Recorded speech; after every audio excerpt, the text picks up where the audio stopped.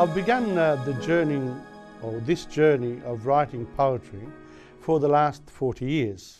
And a lot of my poetry in the early days was published at Melbourne University in the Italian Students magazine.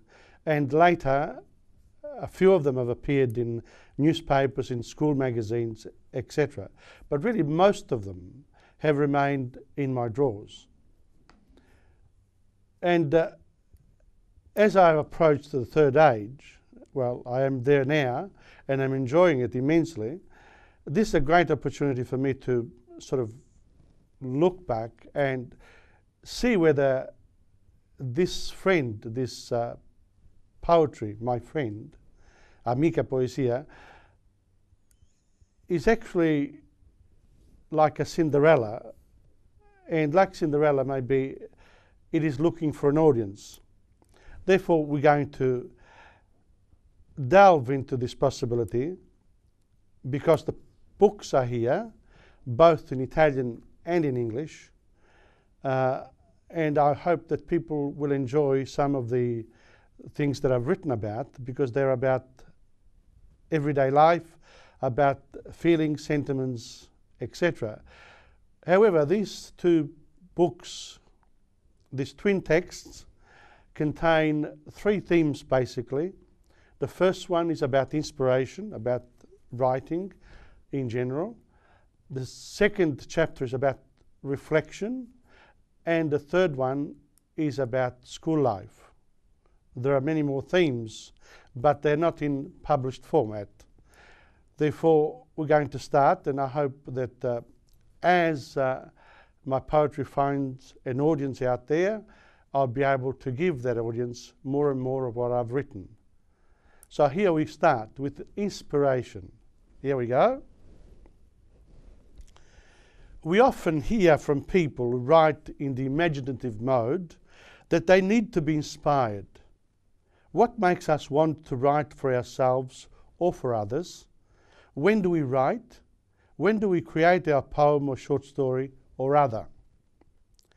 The answer is that we can all do this if we have a clear objective of wanting to create something that is ours, have the willingness to reflect on what we are going to write about, have the patience to first write and then perfect our piece of writing, have the good sense of keeping our piece of writing, and finally, keep on making as many drafts of our writing as necessary until we are satisfied with our creation.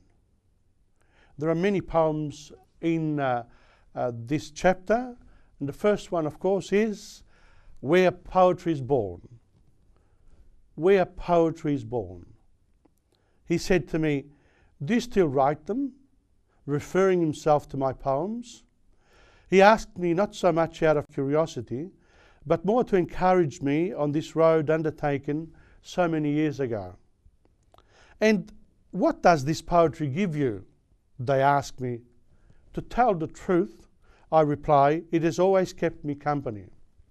It has always been born, this poetry, when I least expected it, in places visited, amongst the confusion of activity, sometimes during reflection, often in the evening or at night, on holidays or during my daily work routine, on a tram or even in a car. Finally, these are thoughts directed at capturing some knowledge to make this visible. Poetry is born everywhere, like love." Creator. Control the moment with your words and with your pen. Make inroads on the lines of your exercise book. In your fantasy, you meet so many things and so many people. Give them surroundings like in a dream. They deserve it.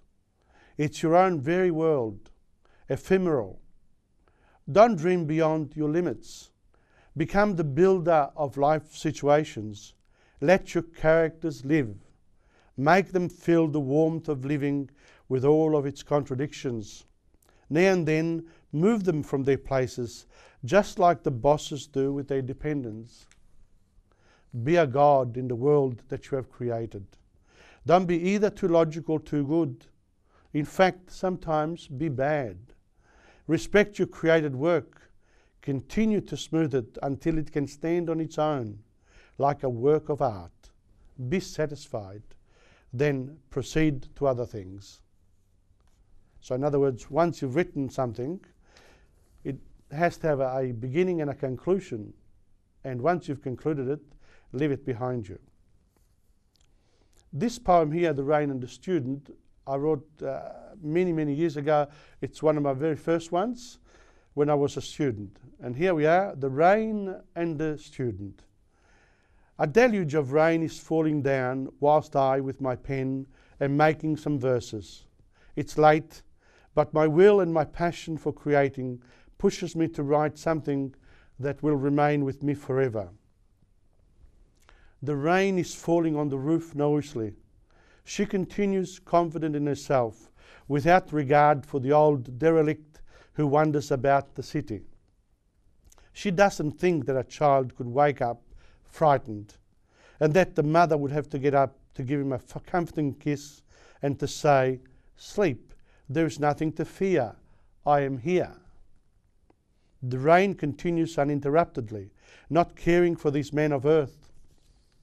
She overpowers them, she conquers them. It is she who is in command.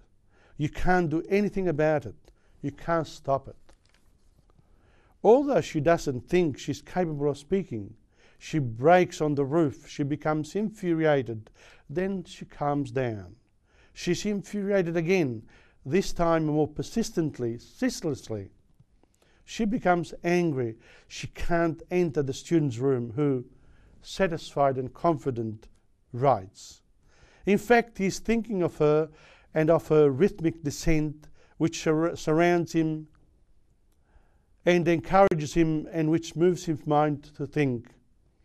Man is small and without importance in the eternity of things, but in his insignificance he creates. He is a little God all alone, who creates for himself by himself. He is a thinking animal who is proud of his capabilities. Nature is nothing in comparison to this little God. He is great in spite of his smallness, and he knows it.